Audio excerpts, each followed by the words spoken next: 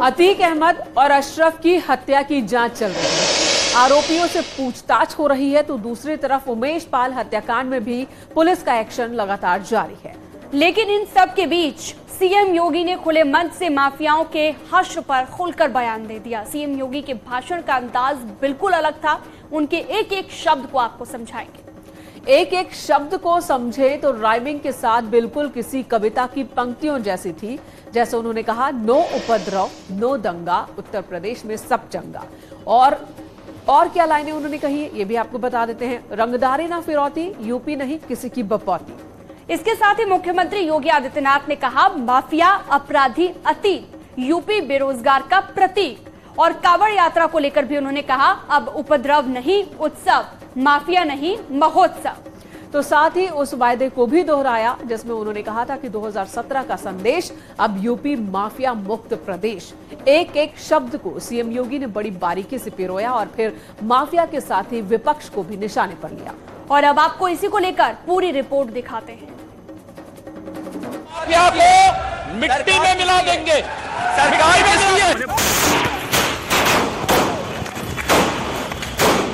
Mafia अपराधी हो गए, सुरक्षा खुशहाली रोजगार का अब बना है प्रतीक। दुर्दांत अपराधी अतीक के अंत से उत्तर प्रदेश की आबो हवा में शांति का अमृत घुल गया है। माफिया अतीक और अशरफ को भले ही उसके किए की सजा मिली हो, उसके दुश्मनों ने उसे मौत की नींद सुलाया हो, लेकिन पिछले 50 दिनों से जिस तरह सूबे में माफिया विरोधी अभियान चल रहा है, अतीक एंड फैमिली का नामो निशान मिट रहा है। वो उस दिशा में पहल है जब सीएम योगी ने सदन के पटल से ऑपरेशन मिट्टी में माफिया का उद्घोष किया था। माफिया को मिट्टी में मिला देंगे, सरकार किसकी है? सरकार किसकी है? गफलत में हो, जितने माफिया हैं इनको मिट्टी में मिलाने का काम करेंगे। मुख्यमंत्री योगी अपने बयान से कभी माफियाओं की पैंट गीली तो कभी माफिया के इलाज पर आवाज बुलंद कर रहे, तो अब उन्होंने एक और नया नारा दिया है, यूपी में माफिया अतीत, अब विकास का प्रतीक। यूपी में सब चंगा, रंगदारी ना फिरौती, अब यूपी नहीं है किसी की बपौती। माफिया अपराधी हो गए, सुरक्षा खुशहाली रोजगार का अब बना है प्रतीक। और इसलिए भाइयों बहनों, अब उत्तर प्रदेश कर्फ्यू नहीं, कांवड़ यात्रा की तैयारी के लिए उत्साह के साथ आगे बढ़ता है। अब उपद्रव नहीं, उत्साह हमारी पहचान है। अब माफिया नहीं, महोत्सव हमारी पहचान है। जिसका कभी उत्तर प्रदेश में भौकाल हुआ करता था, उस पर यूपी पुलिस काल बनकर टूट पड़ी है। पहले उमेश पाल मर्डर के दोषियों का एनकाउंटर और फिर बुलडोजर से प्रहार माफियाओं को मिट्टी में मिलाने के लिए असरदार है। और एक बार फिर सीएम योगी ने अतीक के गुर्गों और मुख्तार जैसे माफियाओं को सख्त संदेश दिया है। सीएम योगी ने कहा, अब यूपी में माफिया का नहीं, कानून का राज है। आज उत्तर प्रदेश में भयमुक्त वातावरण देने में सफलता प्राप्त हुई है। उत्तर प्रदेश की कानून व्यवस्था देश के अंदर एक नजीर बनकर के देश के सामने उत्तर प्रदेश की एक नई तस्वीर को प्रस्तुत कर रही है। जो माफिया, जो अपराधी हैं, धमकी देते थे, आज आप देख रहे होंगे उनका कोई 2 बूंद आंसू बहाने वाला भी नहीं कोई है, सब गायब। मैं इसलिए आगे नहीं बोल रहा हूं कहीं हो न जाए फिर कुछ और। इसलिए भाइयों बहनों, मैं आप सबसे आह्वान करने के लिए आया हूं, अब यूपी में कोई माफिया रंगदारी नहीं वसूल कर सकता। उत्तर प्रदेश की नई तस्वीर गढ़ने वाले मुख्यमंत्री योगी ने टॉप माफिया की लिस्ट भी तैयार की है, जिससे अब प्रदेश ही नहीं बल्कि आसपास के राज्य वाले माफिया में भी दहशत है। सूत्रों के मुताबिक दिल्ली, हरियाणा, पंजाब के गैंगस्टर में डर बैठ गया है। इन राज्यों के माफिया यूपी में कोई वारदात नहीं करना चाहते। लॉरेंस बिश्नोई और गोगी गैंग में भी खौफ बैठ गया है।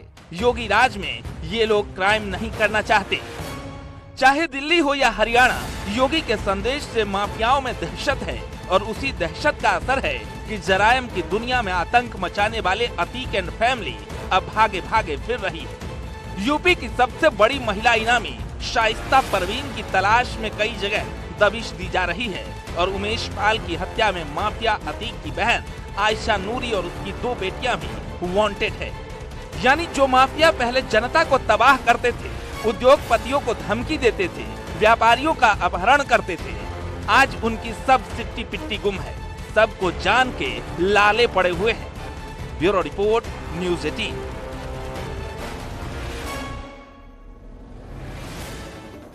तो यूपी का निकाय चुनाव अब माफिया के मुद्दे पर केंद्रित हो गया है। सीएम योगी ने पहले अपने शब्दों के बाण से विरोधियों पर ताबड़तोड़ निशाना साधा, तो उसी दौरान बीजेपी के ट्विटर हैंडल से एक वीडियो भी शेयर किया गया। इस वीडियो में माफियाओं को संरक्षण देने वालों की तस्वीर छपी है और स्लोगन दिया गया है, गुंडे पुकारते हैं अखिलेश आइए। हालांकि ये वीडियो पूरे 4 मिनट का है, लेकिन इसमें जो तस्वीरों के साथ शब्दों की पैकेजिंग की गई है वो एक एक शब्द अखिलेश यादव को चुभने वाले हैं। तो वीडियो के जरिए उन तमाम मुद्दों को बीजेपी ने कुरेदने की कोशिश की है, जिससे निकाय के रास्ते 2024 के लिए भी माहौल बनाया जा सके। यानी कि बीजेपी इस वीडियो संदेश को लोकसभा चुनाव से पहले तक हर जुबान पर लाने की तैयारी में है। आपको दिखाते हैं ये वीडियो भी। पुकारते हैं अखिलेश आइए, दंगों में फिर से यूपी को वापस जलाइए, दंगों में फिर से यूपी को। सत्ता के सेमीफाइनल में माफिया का मुद्दा गर्म है। बीजेपी हर उस एक्शन को भुना रही है जिससे गैंगस्टर और डॉन मौन है और डायरेक्ट निशाना अखिलेश यादव पर है। बीजेपी ने निकाय की लड़ाई में समाजवादी पार्टी पर कैंपेन सॉन्ग से चढ़ाई कर दी है। एक बार फिर से आके टोटी चुराइए, गुंडे पुकारते हैं अखिलेश आइए। इस सॉन्ग के वीडियो में अतीक अहमद को भी दिखाया गया है, तो मुख्तार को मिले सियासी संरक्षण से अखिलेश यादव को डायरेक्ट जोड़ दिया गया है, जिसे बीजेपी के ऑफिशियल ट्विटर हैंडल से ट्वीट किया गया। इस सॉन्ग के जरिए समाजवादी पार्टी अध्यक्ष अखिलेश यादव पर निशाना साधा गया है। गाने में मुजफ्फरनगर दंगा, महिलाओं के खिलाफ अपराध और मुख्तार से लेकर गायत्री प्रजापति तक का भी जिक्र किया गया है।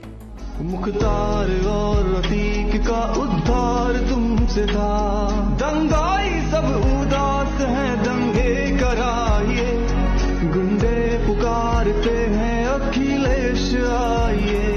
एक तरफ अतीक अशरफ की पुलिस कस्टडी में हत्या की जांच हो रही है, तो वहीं दूसरी तरफ बीजेपी इस बात को नगर निकाय चुनाव में जनता के बीच ले जाने की तैयारी में है कि अपराधियों और माफियाओं को समाजवादी पार्टी की सरकार में संरक्षण मिला था। इसमें अतीक अहमद और मुख्तार अंसारी जैसे नाम भी शामिल हैं। 4 मिनट के इस गाने के वीडियो में 2 बार अतीक अहमद को दिखाया गया है। अखिलेश तेरा गुंडा राज, गुंडों पे जिसका हाथ है सूरत तुम्ही तो हो, नकली समाजवाद की मूरत तुम्ही तो हो। माना जा रहा है कि बीजेपी नगर निकाय चुनाव में लोगों के बीच जाकर समाजवादी पार्टी और अतीक अहमद के कनेक्शन को भी याद दिलाना चाहती है। जानकारी के मुताबिक निकाय चुनाव में बीजेपी के एलईडी प्रचार वाहनों पर भी इस गीत को दिखाया जाएगा और निकाय के सहारे लोकसभा के लिए भी यही से माहौल तैयार किया जाएगा। आज मैं पूछना चाहता हूं, अगर किसी अपराधी माफिया के खिलाफ कार्रवाई की जाती है, उनके घरों पर बुलडोजर चलाया जाता है, तो आखिर इनके पेट में दर्द क्यों होने लगता है? ऐसी सहानुभूति अपराधी माफियाओं से क्यों हो रही है? मैं कहना चाहता हूं अखिलेश यादव जी, आप इसी तरीके से अपराधी और माफियाओं के साथ इलू इलू करते रहे तो आगे आने वाले चुनाव में जनता आपको दौड़ा दौड़ा कर मारेगी। समाजवादी पार्टी को वोट नहीं मिलेगा, वोट नहीं मांग पाएंगे समाजवादी पार्टी के लोग। होगा, उत्तर प्रदेश छोड़ना होगा या अन्यत्र जाना होगा, ये संदेश हर बार योगी जी दे चुके हैं। कुछ एक थोड़े से माफिया जो बचे थे, अतीक अहमद के मन में, उनके गैंग के मन में कुछ कन्फ्यूजन था कि वो इस प्रकार सड़क पे हत्या करेंगे, एक गवाह की महत्वपूर्ण और बच निकलेंगे, उनके लिए और ऐसे हर एक माफिया के लिए योगी जी ने एक मजबूत संदेश दिया है। जो इन्वेस्टिगेशन है उसके बारे में जो पुलिस इन्वेस्टिगेशन एजेंसी है वही बोले तो अच्छा होगा। मतलब ये कि सीएम योगी मंच से माफियाओं को चेतावनी दे रहे हैं तो उनके मंत्री अखिलेश से माफियाओं के रिश्ते को जनता तक पहुंचाने की कोशिश कर रहे हैं। तो वहीं दूसरी तरफ अब बीजेपी के कार्यकर्ता उसी वीडियो को हथियार बनाकर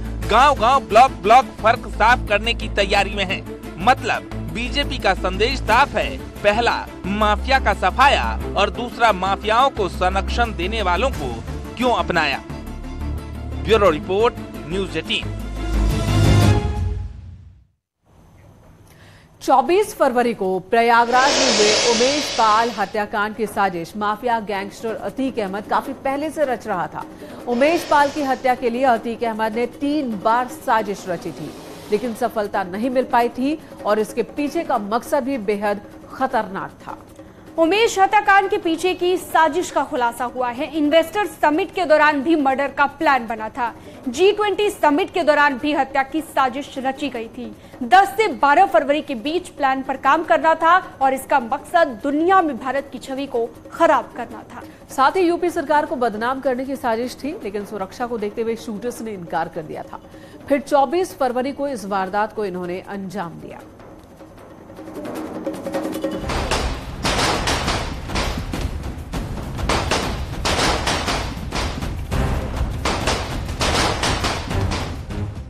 उत्तर प्रदेश में दहशत फैलाने की तारीख पहले से तय थी।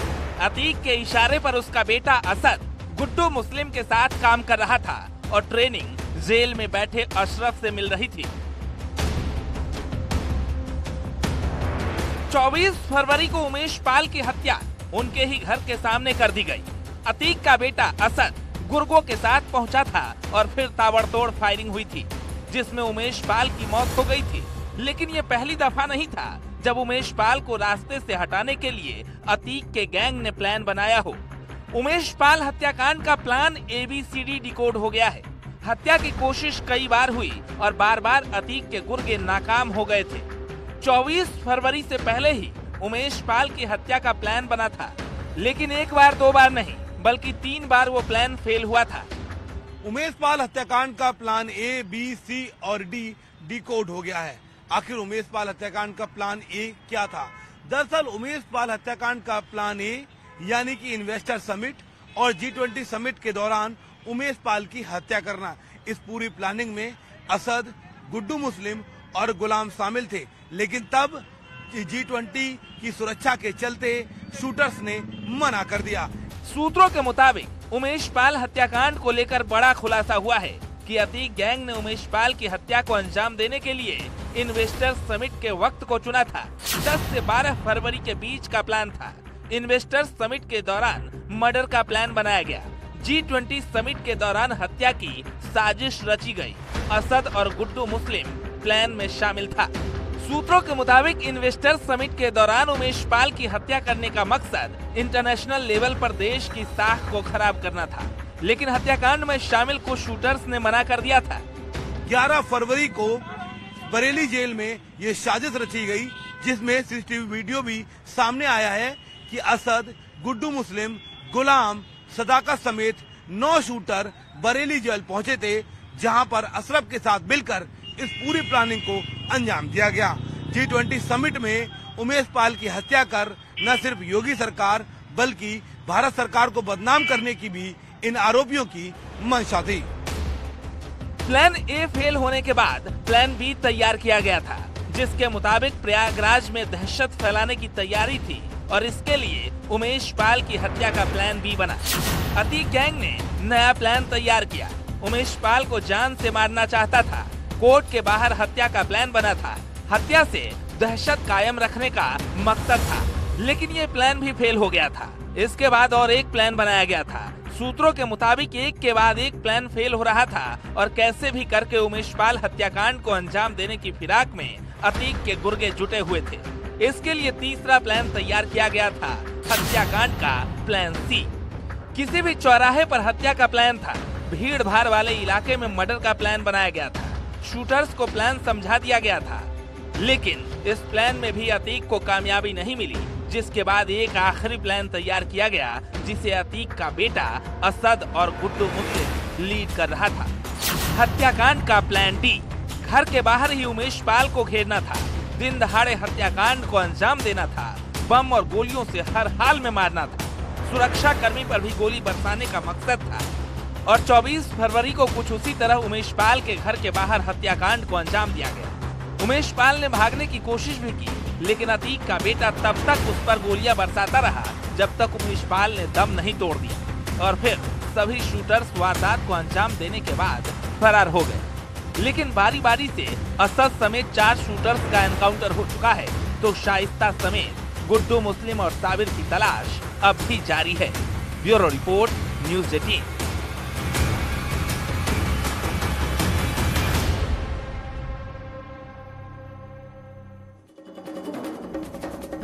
तो माफिया ब्रदर्स का खात्मा हो चुका है, माफिया मिट्टी में मिल चुका है, लेकिन इस गैंग के 2 सबसे डेंजरस प्लेयर अब तक फरार हैं। पहला नाम है शाइस्ता और दूसरा है दगाबाज बमबाज गुड्डू मुस्लिम।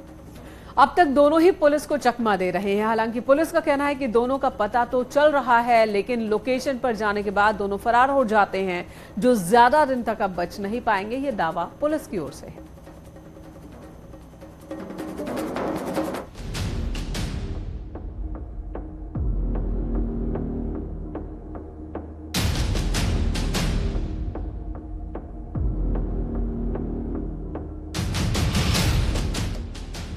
चौबीस फरवरी 2023 प्रयागराज। शांत से शहर में शैतानी साजिश से संगम नगरी दहल उठी। हर ओर शोर था, अतीक लौट आया अतीक का खौफ, और जिंदा हो उठे IS 227 गैंग के खूंखार कातिल। जांच की रफ्तार बढ़ी तो पता चला कि शूटआउट के पीछे 2 सबसे दुर्दांत चेहरे हैं।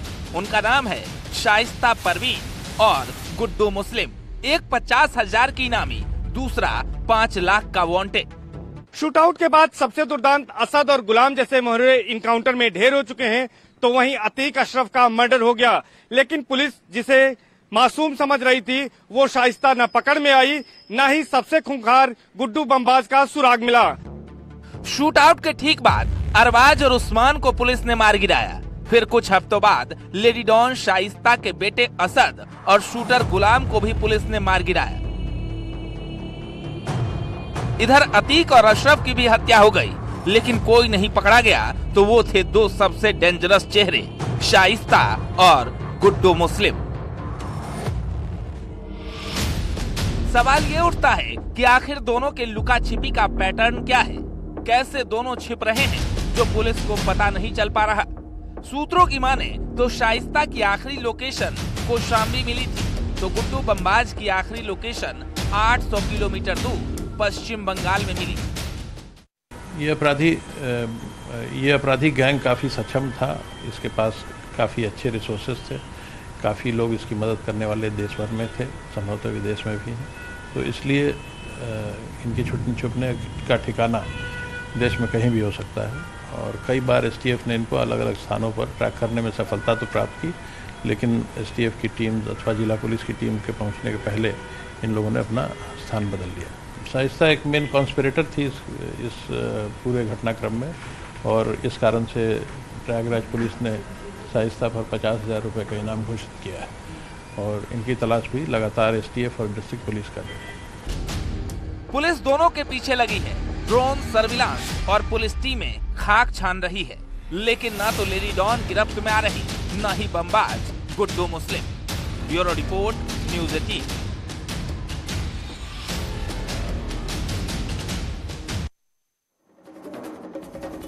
बढ़ते हैं आगे की खबरों की ओर। बिहार के मुख्यमंत्री नीतीश कुमार ने लखनऊ में अखिलेश यादव से मुलाकात की और साझा प्रेस कॉन्फ्रेंस की है। इस दौरान नीतीश कुमार ने कहा कि हम लोग देश को आगे बढ़ाने के लिए साथ आए हैं।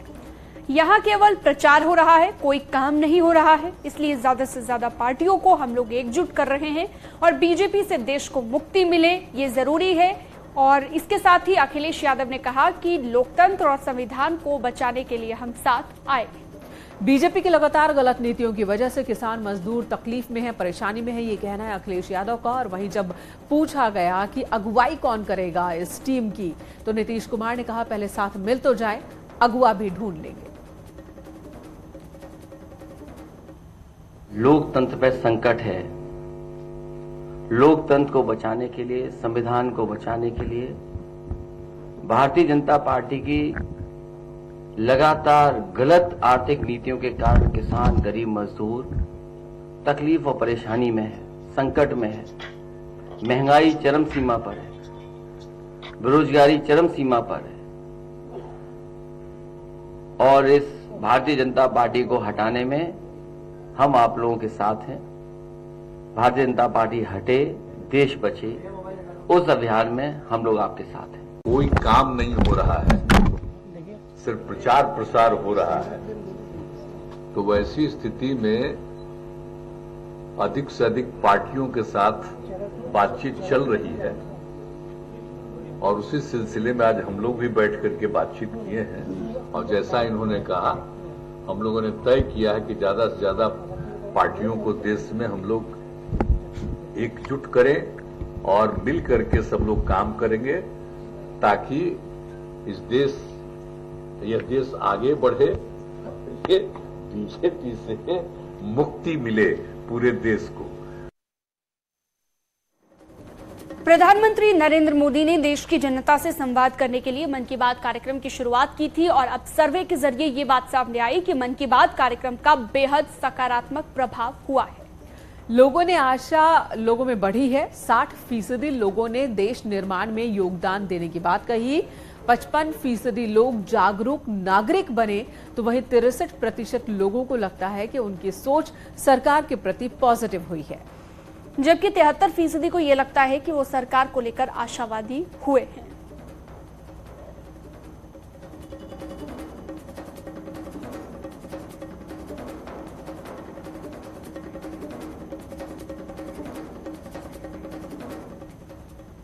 और 4 धाम की यात्रा की शुरुआत अक्षय तृतीया के साथ ही हो चुकी है, लेकिन बाबा बर्फानी के भक्तों के लिए कल बड़ा दिन है क्योंकि कल सुबह 6:20 पर केदारनाथ धाम के कपाट खुलने वाले हैं।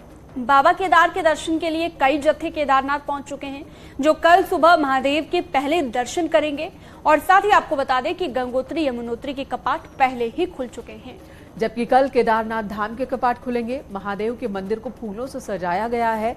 चलिए आपको बाबा केदार के धाम की कुछ मनमोहक तस्वीरें दिखाते हैं।